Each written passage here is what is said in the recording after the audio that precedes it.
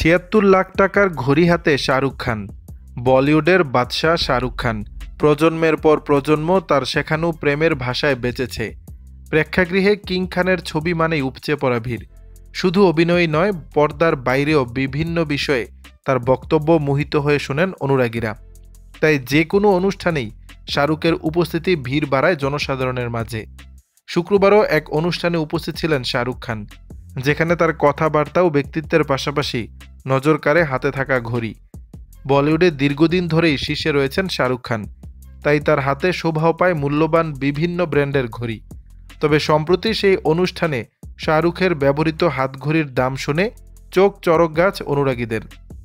সম্পূর্ণ কালো রঙের পোশাকে এদিন অনুষ্ঠানে হাজির ছিলেন অভিনেতা। কানে ছোট ইয়ার স্টাড, গোটানো ছিল কালো জ্যাকেটের হাতা, তাই নজর গিয়ে পড়ে কবজিতে। কালো বেল্টের এই ঘড়ির দাম আকাশ ছোঁয়া। অ্যাডামাস পিগে ব্র্যান্ডের এই ঘড়ির দাম নাকি ৭৬,৮৪,৮২৫ টাকা। এখানেই শেষ নয়, ভারতে এই ঘড়িকে ব্যবহার করতে চাইলে তাকে দিতে হয় অতিরিক্ত ১৪,০০০ টাকা শুধুমাত্র পরিবহন খরচ হিসেবে। এই ঘড়িতে রয়েছে কিছু বিশেষত্ব। ১৮ ক্যারেট স্যান্ড গোল্ড খচিত এই ঘড়ি সারা বিশ্বে রয়েছে মাত্র ২৫০টি। তার মধ্যে একটি রয়েছে বলিউডের বাদশার কাছে। দর্শক, বিষয়টি নিয়ে আপনাদের মতামত জানাবেন নিচের কমেন্ট বক্সে।